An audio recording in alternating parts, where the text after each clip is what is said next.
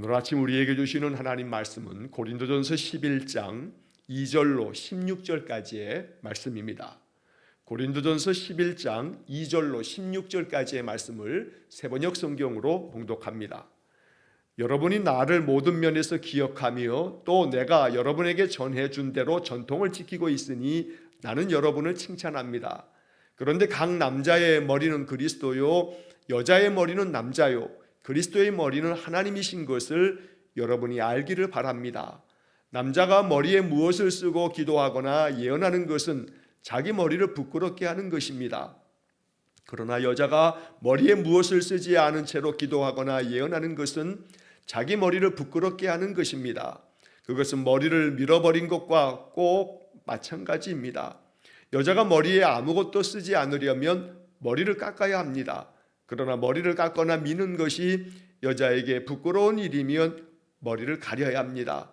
그러나 남자는 하나님의 형상이요 하나님의 영광이니 머리를 가려서는 안 됩니다. 그러나 여자는 남자의 영광입니다. 남자가 여자에게서 난 것 같이 난 것이 아니라 여자가 남자에게서 났습니다. 또 남자가 여자를 위하여 지음을 받은 것이 아니라 여자가 남자를 위하여 지음을 받았습니다. 그러므로 여자는 천사들 때문에 그 머리에 권위의 표를 지니고 있어야 합니다. 그러나 주님 안에서는 남자 없이 여자가 있지 않고 여자 없이 남자가 있지 않습니다. 여자가 남자에게서 난 것과 마찬가지로 남자도 여자의 몸에서 났습니다. 그리고 모든 것은 다 하나님에게서 났습니다. 여러분은 스스로 판단하여 보십시오. 여자가 머리에 아무것도 쓰지 않은 채로 하나님께 기도하는 것이 마땅한 일이겠습니까? 자연 그 자체가 여러분에게 가르쳐 주지 않습니까? 남자가 머리를 길게 하는 것은 그에게 불명예가 되지만 여자가 머리를 길게 하는 것은 그에게 영광이 되지 않습니까? 긴 머리카락은 그의 머리를 가려주는 구실을 하는 것입니다. 이 문제를 두고 논쟁을 벌이려고 생각하는 사람이 있을지는 모르나 그런 풍습은 우리에게도 없고 하나님의 교회에도 없습니다. 아멘. 자, 오늘 본문의 이 고린도전서 11장의 이야기도 여러 차례 고린도전서를 우리가 지금 묵상하면서 말씀드린 것처럼 2000년 전에 고린도 지역에 있었던 그 사람들의 상황 속에서 바울이 그들에게 어떻게 하면 좋은가라고 하는 것을 제시한 것이기 때문에 이러한 말씀들이 오늘날까지 이 현대를 살아가고 있는 21세기에도 이 말씀 그대로 문자적으로 그대로 순종하여 따라야 한다라고 성경 해석을 하지는 않습니다. 그래서 이러한 이야기 속에 담긴 그 당시 사람들에게 바울이 전해주고자 했던 메시지가 뭐냐라고 하는 것에 주목해야 하는 것이지, 여기에 나와 있는 문자 그대로 여자들은 예배 때 복장에 있어서 머리에 수건을 써라 라고 하는 것을 우리가 문자 그대로 받아들이지 않는다는 것을 우리가 먼저 전제로 하고, 이 말씀을 2000년 전에 그 당시 시대 상황에서 이 말씀이 주어진 것을 우리가 이해하고 그 의미를 우리가 생각해야 되겠습니다. 사실 이 이야기가 가톨릭 교회는 2000년 동안에 지금까지도 미사 때에 여자들은 미사보라고 해서 머리에다가 희거나 혹은 검정 이 천을 머리에 이렇게 쓰고서 미사에 참여하는 전통을 갖습니다. 의무적으로 반드시 해야 된다라고 하는 것은 아니지만 그런 전통을 존중히 여기면서 여전히 가톨릭 교회에서는 미사 때 여인들에게 있어서는 이 미사보를 머리에 쓰고 있는 그런 전통을 갖고 있는 겁니다. 하지만 개신교회에는 이것조차도 행하지 않는 그런 개신교회의 전통을 갖습니다. 유대인들은 지금도 그들의 그 몸에 덮개를 이렇게 덮는 전통을 가지고 있는데 이것을 탈릿이라고 부릅니다. 그래서 커다란 천 같은 것을 그 몸에 두르고 있는 것이 예배에 꼭 필요한 그런 겸손한 모습이다 해서 탈릿이라고 하는 그러한 덮개, 숄처럼 이런 것들을 어깨에 두르는 그런 경우도 있고, 지금도 유대인들에게 있어서 특히나 남자들에게 있어서는 머리에다가 조그만 동그란 빵모자 같은 것을 모자를 이렇게 머리에 덮어 쓰고 있는 그런 남자들의 모습을 봅니다. 이걸 키파라고 부르는데 이것도 역시 유대인들에게 있어서 그들만의 전통으로, 유대인들은 여자들은 그런 키파라고 하는 조망만한 손바닥만한 그런 모자를 머리에 쓰지 아니하고 남자들만 쓰는 그런 전통을 가지고 있습니다. 그래서 시대마다 또 어떤 그 나라마다 가지고 있는 어떤 그런 전통과 문화가 다르다라고 하는 점을 우리가 이해하면서 오늘 본문의 이야기도 그런 관점에서 우리가 봐야겠다. 그러나 이 속에서 바울이 이야기하려고 하는 바가 무엇인가 라고 하는 점에서 우리가 주목하면서 이 말씀을 묵상해야 되겠습니다. 자, 먼저 2절 말씀에 보면 여러분이 나를 모든 면에서 기억하며 또 내가 여러분에게 전해준 대로 전통을 지키고 있으니 나는 여러분을 칭찬합니다. 자, 여기서 전해준 대로 전통을 지키고 있다라고 하는 말은 바울이 고린도 교회를 세우고 고린도 교회 교인들에게 기독교 신자들은 어떠해야 하는가라고 하는 많은 가르침을 전해주면서 이 교회를 세웠습니다. 자, 그래서 이 고린도 교회 신자들은 바울이 전해준 기독교 신자들은 어떠해야 하는가라고 하는 것을 잘 지켜가고 있었습니다. 또한 바울이 이 고린도 교회를 떠나고 난 다음에도 편지를 보내서 이렇게 하는 것이 좋겠다, 이것이 신자의 모습이다 라고 전하여 주면 이 고린도 교회 신자들이 그것을 잘 따르고 있다는 겁니다. 그래서 내가 전해준 대로 전통을 지키고 있다라고 하는 말을 사실은 내가 전하여 준 그 가르친 교훈대로 당신들이 잘 순종하면서 신앙을 지키고 있다, 이렇게 이해하면 좋겠습니다. 그래서 나는 여러분을 칭찬합니다. 자, 고린도 교회가 문제가 많은 교회로 드러나고 있지만 그렇다고 해서 고린도 교회의 문제가 바울의 그 가르침조차도 다 거부하거나 자기들 마음대로 신앙의 모습을 띠고 있다는 것은 아닙니다. 바울이 가르치면 그 가르침을 따라서 순종하는 그런 모습도 고린도 교회에 있었기 때문에 바울은 여기 2절에서 나는 여러분을 칭찬합니다 라고 이렇게 이야기를 하고, 자, 그 다음 3절 이하서부터 그런데 당신들 안에 이러이러한 문제가 있다 하니 이것은 이렇게 하는 것이 좋겠소 라고 또 하나의 이야기를 제시하는 겁니다.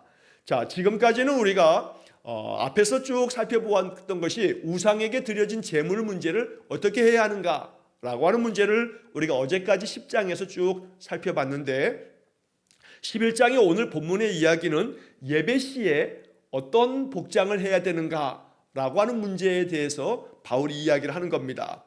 자, 예배를 드릴 때 성도는 그 예배의 자리에 어떤 복장을 하고 나와야 되는가 라고 하는 그런 문제입니다. 지금은 그렇게 얘기하는 교회들도 사실 많지 않지만 예전에는 그래도 한때 예배를 드릴 때 예배당에 나올 때 예를 들면 복장을 단정히 해야 한다, 한 주간 동안에 이렇게 지내고 난 후 주일이 되게 되면 그 주일이 되기 전날 내일 주일날 입을 옷을 잘 준비하고 또 잘 데리고 그래서 다름질한 옷을 깨끗하고 단정하게 입고 나와야 한다. 그래서 예배당에 오는 성도들의 복장에 대한 것도 교회에서 가르치고 또 이것을 따르도록 했던 그런 것이 한국 교회에 있어 왔습니다.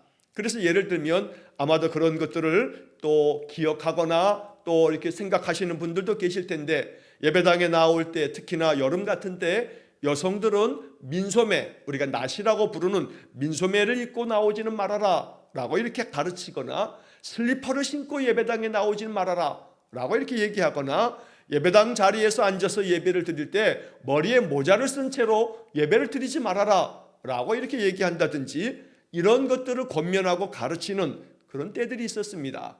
이런 것처럼 2000년 전에 이 고린도 교회에서도 마찬가지입니다. 예배를 드릴 때 성도는 어떤 복장을 해야 하는가? 여기서 이 복장이라고 하는 것은 머리에 수건을 쓰는 그런 전통을 따르는데 그 머리에 수건을 여자들은 써야 된다. 이것을 쓰지 않는다라고 하는 것은 하나님의 뜻을 저버리는 거다라고 하는 그런 이해를 가지고 있어서 이것에 대해서 바울이 고린도 교회 성도들을 가르치고 있는 내용입니다.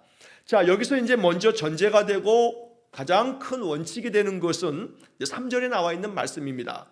각 남자의 머리는 그리스도요, 여자의 머리는 남자요, 또 그리스도의 머리는 하나님이신 것을 여러분이 알기를 바랍니다. 자, 이게 원리고 또 이것이 전제가 됩니다. 자, 이것 때문에 남자의 머리는 그리스도고 여자의 머리는 남자고 그리스도의 머리는 하나님이다. 자, 그렇기 때문에 예배 때 여자들은 머리에 수건을 쓰고 예배를 드려라 라고 하는 전통을 고린도 성도들은 가지고 있었던 겁니다. 바울이 그것을 지금 가리키고 있는 것입니다. 자, 그래서 이제 그것을 쭉 설명하면서 남자의 머리는 그리스도다, 또 여자의 머리는 남자다, 이런 것들을 보충해서 설명해 주는 것이 그 다음에 4절 이하의 이야기가 되는 겁니다. 자, 여기서 4절에 보면 남자가 머리에 무엇을 쓰고 기도하거나 예언하는 것은 자기 머리를 부끄럽게 하는 것입니다. 자, 남자의 머리는 그리스도라라고 했습니다. 자, 여기서 머리라고 하는 것이 가지고 있는 의미가 히브리 사람들, 이스라엘의 고대 구약의 이스라엘 사람들은 이 머리라고 하는 것을 통치권으로 이해했습니다. 머리라고 하는 것은 다스림을 말하는 겁니다. 그러나 그와 반해서 헬라 사람들은 이 머리라고 하는 것은 어떤 것의 시작, 어떤 것의 기원, 이런 의미를 갖는 겁니다. 자, 그래서 이 고린도 교회는 헬라 지역에 세워진 교회, 헬라 사람들이 많은 교회이기 때문에 여기서 머리라고 말하는 것은 이스라엘 사람들이 생각하는 통치권을 얘기한다기보다는 사실은 이것은 기원, 어떤 것의 시작, 이걸 의미하는 그런 의미로 사용된 겁니다. 다시 말하면 모든 남자들은 남자의 머리는 그리스도다라고 하는 것은 남자의 시작, 남자의 기원은 그리스도로 말미암아 남자가 시작되었다. 즉 이 말은 그리스도라고 되어 있으나 그리스도, 즉 성자 하나님이 그리스도로 말미암아 우리가 이 세상 만물이 그로 말미암아 났고 라고 하는 성경 구절처럼 남자가 이 땅에 존재함이 하나님께서 아담을 만드실 때 하나님이 아담을 만드셨다라고 하는 이야기를 하는 겁니다. 그러니까 기원이라고 하는 것은 어떤 것의 시작을 말하는 건데 남자가 어떻게 시작됐느냐? 그리스도로부터 성자 하나님, 바로 하나님으로부터 시작된 거다. 하나님이 남자를 만들었다라고 이해를 하면 되는 겁니다. 즉 다시 말하면 남자의 머리는 그리스도다. 즉 남자는 하나님께서 만드셨다. 남자의 기원, 시작은 하나님이 만들어서 남자가 시작된 거다.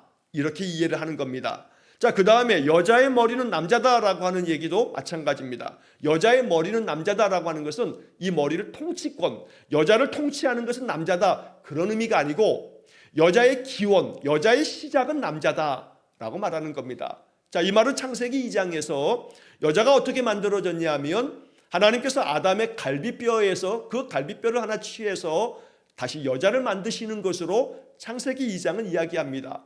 그래서 이 이야기를 이렇게 표현한 겁니다.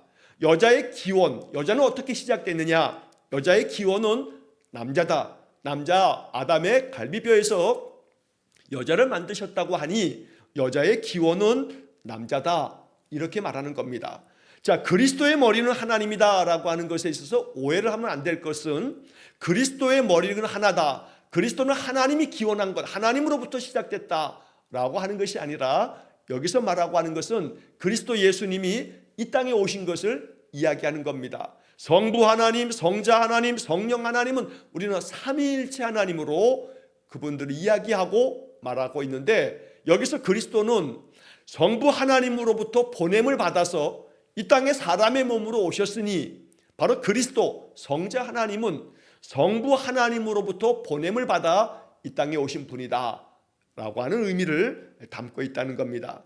자, 이렇게 얘기하는 것은 이제 그 다음에 이어지는 쭉 이야기에서 그런 기원을 생각할 때 이 남자는 그리스도와 앞에서 어떻게 해야 하고 또 여자는 그리스도와 남자 앞에서 어떻게 해야 하는가, 예배에 나올 때도 예배 복장에 있어서도 어찌해야 하는가 라고 하는 것을 설명하기 위해서 바울이 이런 설명부터 말하고서 이제 4절 이하의 이야기를 하는 겁니다.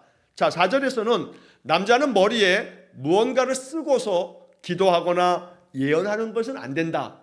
왜냐하면 머리에 무엇을 쓴다라고 하는 이것은 바로 오직 나의 기원은 그리스도이신데 그리스도의 영광을 드러내야 되는데 머리에 무엇을 씀으로써 이것을 가리게 된다라고 하는 생각을 갖는 겁니다. 그래서 자기 머리를 부끄럽게 하는 거다. 자기의 머리, 자기의 기원이 그리스도인데 그리스도를 싹 수건으로 덮어버리면 그러면 그 그리스도를 부끄럽게 하는 것이 되니 남자는 그 머리에 무엇을 쓰고 예배 자리에 나와서는 안 된다. 그러니까 남자는 예배 자리에 나올 때 머리에 아무것도 쓰지 말아라. 왜냐하면 남자의 기원은 그리스도이기 때문에 그 머리, 기원이 되는 머리를 덮어서는 안 된다. 그래서 남자들은 예배 때 머리에다가 수건을 덮어 쓰지 말라고 가르치는 겁니다.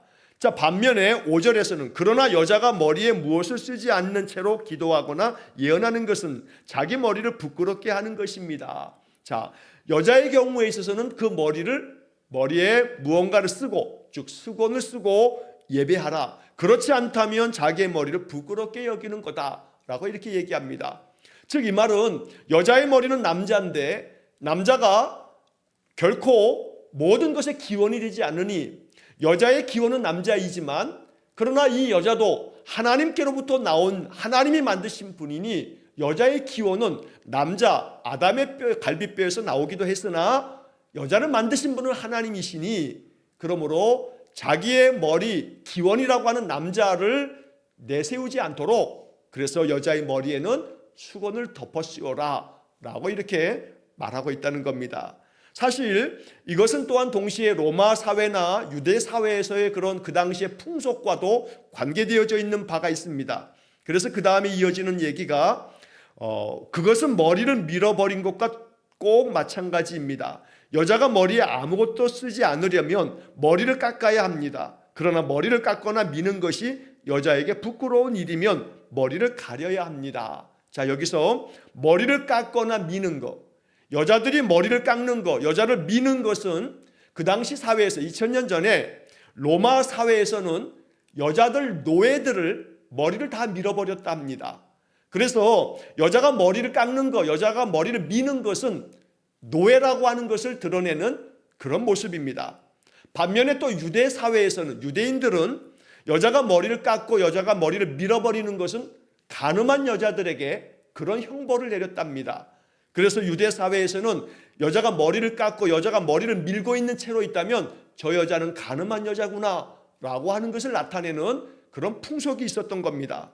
그렇기 때문에 여자가 머리를 깎거나 미는 것은 여자에게 부끄러운 일이기 때문에 여자는 그 머리를 아무것도 이렇게 그 머리 긴 것을 영광스럽게 여기되 그 머리에 수건을 덮어서 머리를 가리도록 그렇게 가르쳤던 것이 2000년 전 고린도 교회에 있었던 그러한 문화였던 겁니다. 자, 이것은 말씀드린 것처럼 2000년 전에 그 당시의 풍속입니다. 이것을 현대 교회 오늘날까지 이렇게 가지고 오지는 않는다는 것을 우리가 기억하면서 이제 그 다음에 이제 7절 이하의 말씀은 이렇게 여자는 예배 때 머리에다 수건을 쓰고 예배를 해라. 남자는 수건을 쓰지 말고 예배해라. 라고 하는 것을 가르치면서 이제 7절 이하의 말씀에서 바울은 창조의 원리 가운데 이 이유가 있다라고 이렇게 이야기를 하는 겁니다. 자, 7절을 보시면 그러나 남자는 하나님의 형상이요 하나님의 영광이니 머리를 가려서는 안 됩니다. 좀 전에 말씀드린 것처럼 남자는 아담을 하나님이 만드셨으니 또 남자는 하나님의 형상대로 지음받았으니 하나님의 영광이다라는 것은 하나님의 영광을 드러내야 할 존재인데 그 기원이 되는 시작이 되는 그 머리를 수건으로 덮어버리면 하나님의 형상이고 하나님의 영광을 드러내야 할 자가 자기의 기원이 되고 시작이 되는 머리를 수건으로 덮어버리면 하나님의 영광을 덮어버리는 것이 되니 남자들은 그 머리를 가려서는 안 된다라고 이렇게 창조의 원리에 따라 남자들은 자기를 만드시고 자기를 시작하게 하신 하나님의 영광을 드러내야 할 존재이므로 그 기원, 머리가 되는 이곳에 수건을 덮어서는 가려서는 안 된다. 그래서 머리를 수건으로 가리지 말아라. 남자는 그렇게 해야 한다라고 바울이 가르치는 겁니다. 자, 반면에 그러나 여자는 남자의 영광입니다. 이 말은 여자의 영광은 여자가 영광을 드러내야 하는 것은 남자다. 왜냐하면 여자가 남자의 갈비뼈에서 나왔으니 그러므로 여자는 남자의 영광이 된다. 자, 그래서 그 다음 설명하기를 남자가 여자에게서 난 것이 아니라 여자가 남자에게서 났다. 즉 여자가 남자의 갈비뼈를 취해서 하나님이 만들었으니 여자가 남자에게서 났다. 또 9절에서 남자가 여자를 위하여 지음을 받은 것이 아니라 여자가 남자를 위하여 지음을 받았습니다. 이 말도 창세기 2장에서 남자 아담을 만드시고 난 다음에 아담이 홀로 있는 것을 보시고 남자가 독초하는 것이 아담이 혼자 있는 것이 좋지 않게 보이셔서 그 갈비뼈를 취하여 여자를 만드시면서 개역개정 성경의 번역대로 한다면 돕는 배필이라고 하는 그런 표현을 쓰고 있는데, 바울은 지금 그것을 이렇게 표현하는 겁니다. 남자가 여자를 위해서 지음받은 것이 아니라 여자가 남자를 위해서 지음받았다.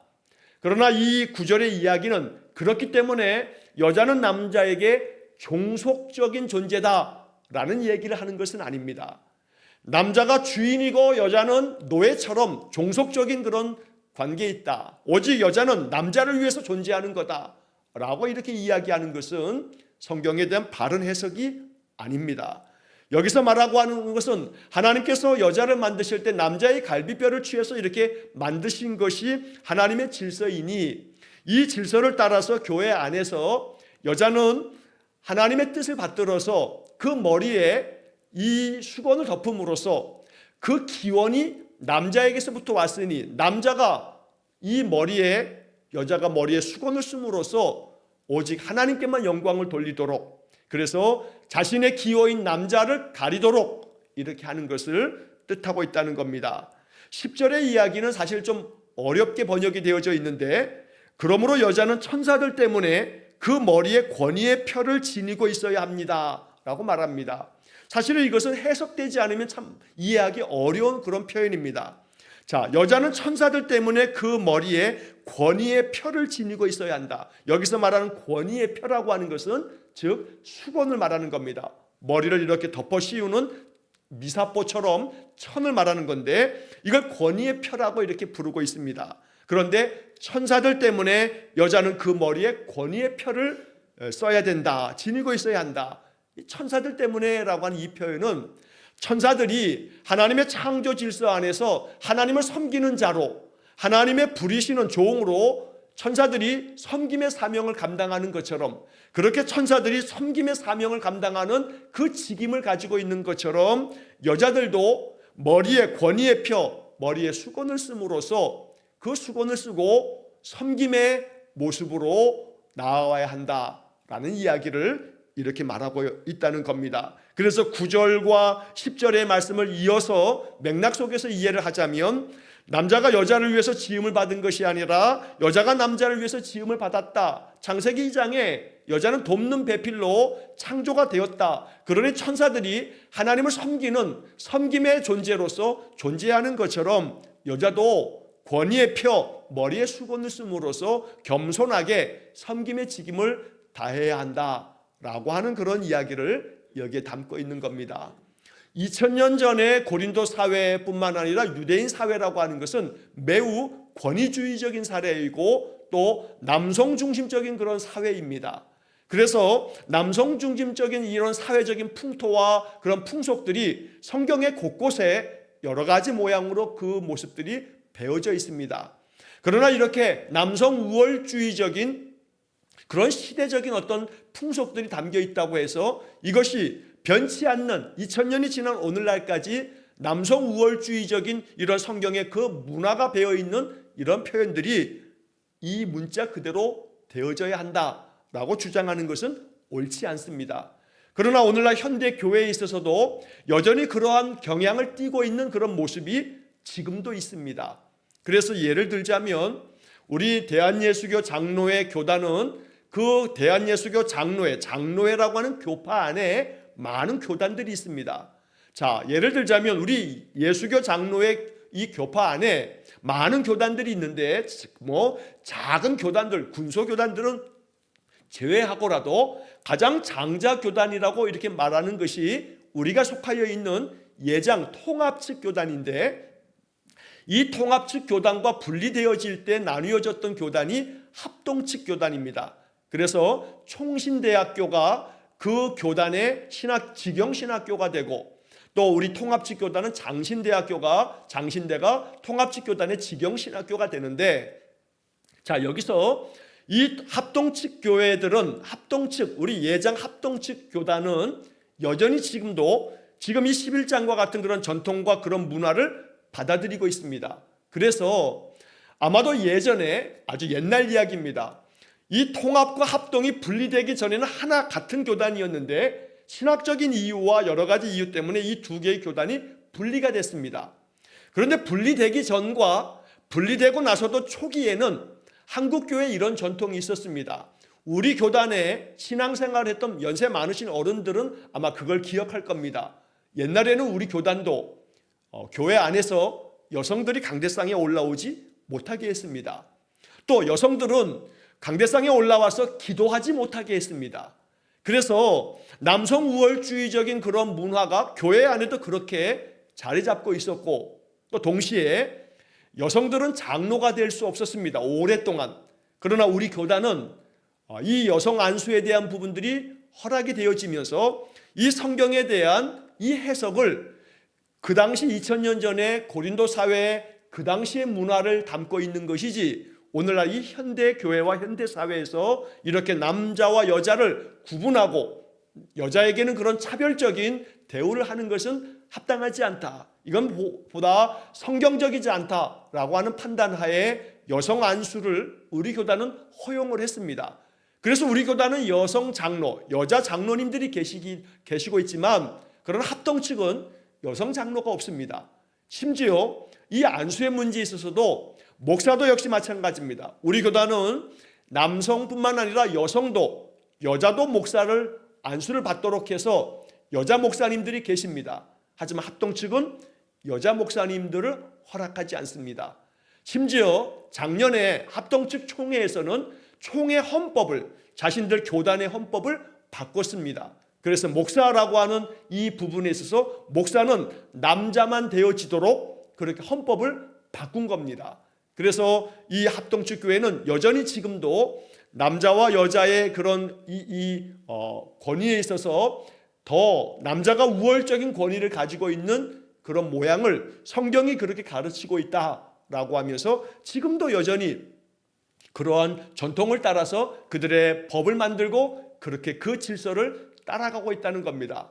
그러나 그것은 올바르고 또 성경적인 그런 태도는 아니라고 보여집니다.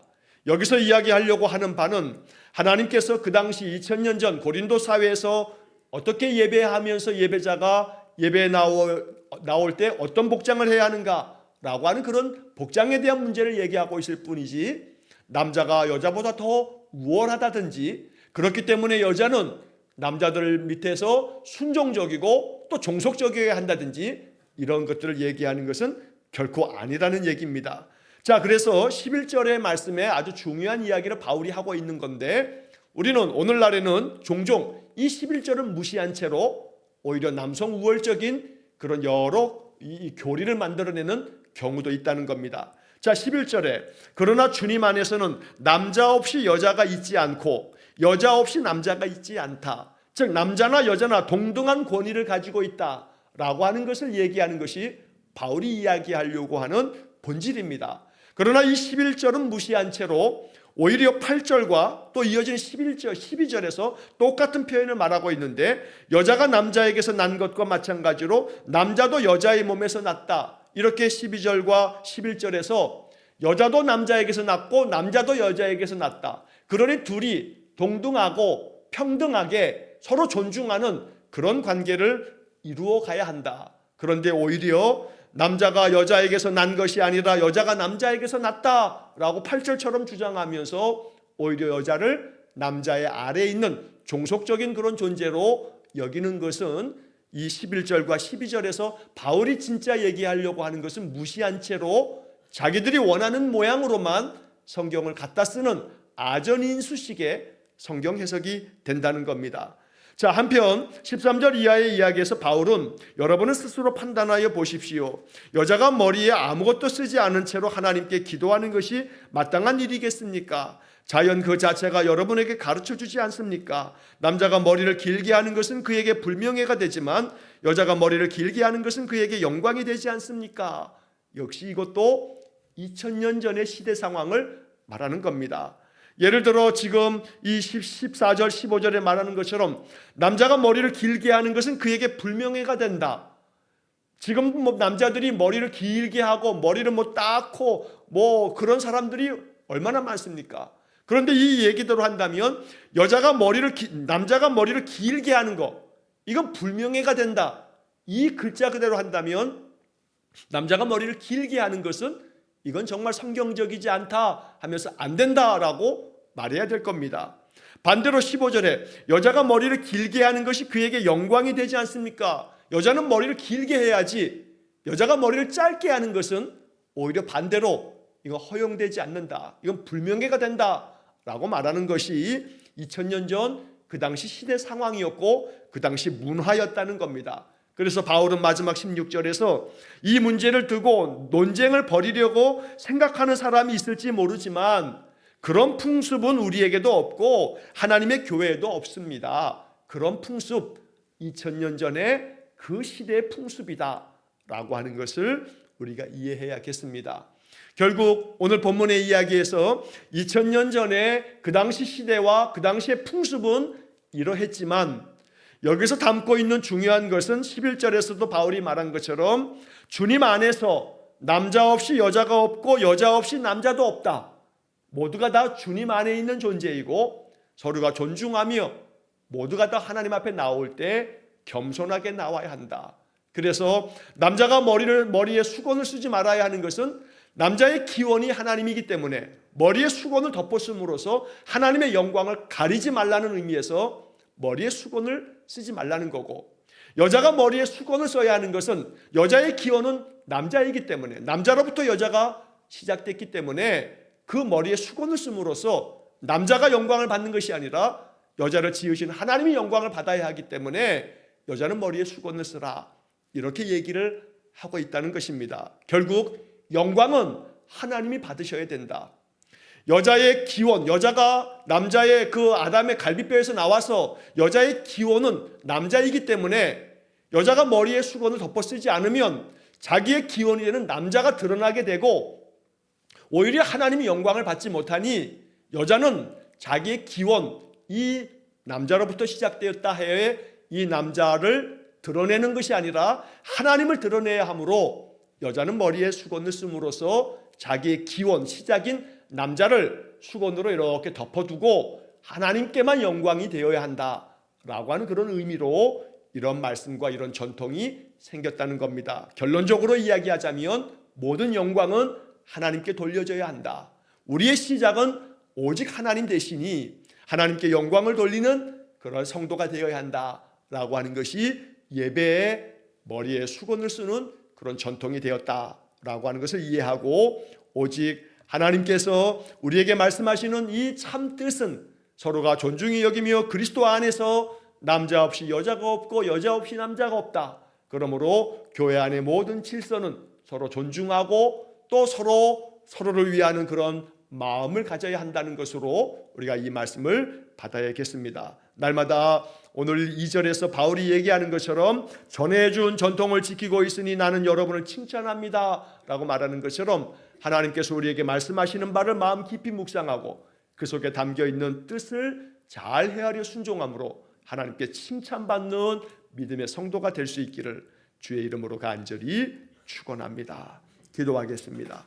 자비로우신 아버지 하나님, 2000년 전 고린도의 풍습과 그들의 전통에 담겨있는 이 말씀을 묵상하며 오늘 이 말씀을 우리가 어떻게 이해하고 어떻게 묵상해야 할지를 지혜롭게 깨닫게 해 주옵소서. 결코 남자가 여자보다 우월하든지 또 여자는 남자 밑에 종속적이라든지 이러한 풍습을 따르는 것이 아니라 그리스도 안에서 여자 없이 남자가 없고 남자 없이 여자가 없다는 존중과 또 평등화 또 하나님의 뜻을 따르는 이런 믿음이 우리 안에 있기를 또 원합니다. 언제나 우리의 행함이 또 우리의 모든 생각과 뜻이 주님 앞에 칭찬받는 성도 되어지도록 날마다 하나님께서 주신 말씀들을 깊이 묵상하며 그 말씀에 담긴 주님의 뜻을 따르는 우리 모두가 되게 주옵소서. 오늘도 한날의 삶을 주님께 의탁하오며 예수님 이름으로 기도하옵나이다. 아멘. 우리 구주 예수 그리스도의 은혜와 하나님 아버지의 극진하신 사랑과 성령의 교통하심이 날마다 주의 뜻을 따라 순종의 삶을 삶으로 오직 영광을 하나님께 돌리는 아름다운 믿음의 삶 살기를 간절히 소원하며 기도하는 머리 숙인 귀한 성도들 위해와 저들 가정과 온 가족들 위해 영원토록 함께 하시길 축원하옵나이다. 아멘.